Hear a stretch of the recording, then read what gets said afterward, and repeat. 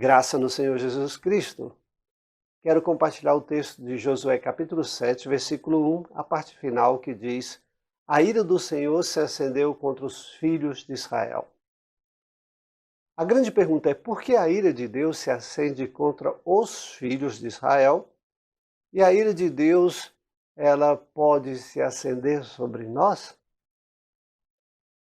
A resposta é sim.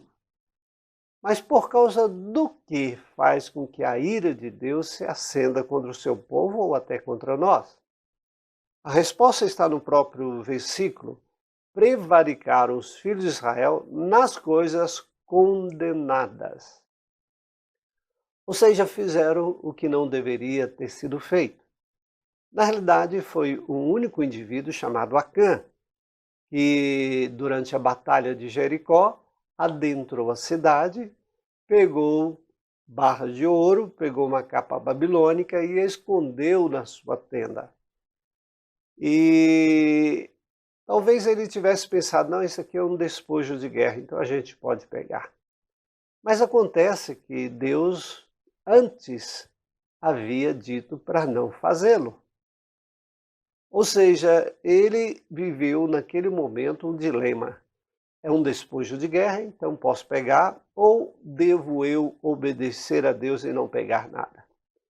Ele fez a primeira opção, posso pegar por ser despojo de guerra. Só que ele foi contra a vontade de Deus. A vontade de Deus sempre é soberana.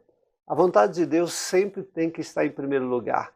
A gente não deve arrumar meios termos para podermos, assim, nos aproveitar de qualquer coisa que Deus disse não. O não de Deus não é algo assim, pode ser ou não pode ser. O não de Deus é de fato não. Quando nós nos irrompemos contra as normas de Deus, a vontade de Deus para a nossa vida, nós suscitamos a ira de Deus. Deus não se agrada. E foi de fato o que aconteceu. Eles foram para a batalha seguinte contra a cidade de Ai, uma cidade pequenina, não tinha muitos recursos, não tinha um grande exército. E eles então pensaram, vamos mandar o menos possível de pessoas para a batalha. E foram lá, nessa batalha, levaram uma surra. Voltaram tristes, voltaram magoados, voltaram até chateados com Deus. Ao ponto que Josué foi falar com Deus e ele não estava tão assim, numas palavras muito boas, não. Palavras fortes. Aí o Senhor falou exatamente que havia pecado no meio do povo e por isso a derrota.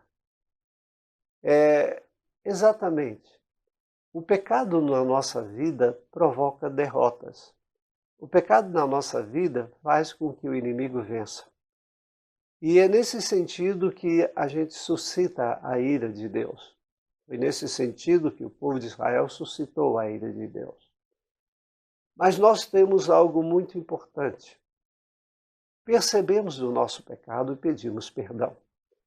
Aquele que mantém a ira de Deus de não ser executada sobre nós se chama Jesus Cristo. Quando Jesus Cristo morreu na cruz, ele tomou sobre si a ira de Deus e pagou o preço dos nossos pecados.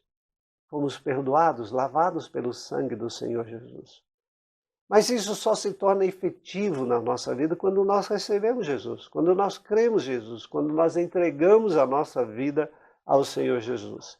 É a única maneira que nós temos para não termos que pagar pelos nossos erros e os nossos pecados. Acã pagou com a própria vida, ele foi morto. Jesus morreu no nosso lugar. Ele pagou o preço da nossa dívida com Deus. Por isso, através dele, a ira de Deus é aplacada. A ira de Deus não vem sobre nós. Mas nós temos que ir a Cristo, nós temos que pedir perdão, nós temos que clamar pelo sangue de Jesus para nos purificar de todos os pecados. Portanto, faça sempre assim, para que nunca a ira de Deus recaia sobre a sua vida. vá até Cristo. Errou? Peça perdão. E atente-se mais naquilo que Deus lhe pede. Obedeça a Deus muito mais do que o ansejo do desejo da nossa carne. Se achegue a Deus. Obedeça a Deus. E você terá vitórias. Deus te abençoe. Um grande abraço. Tchau.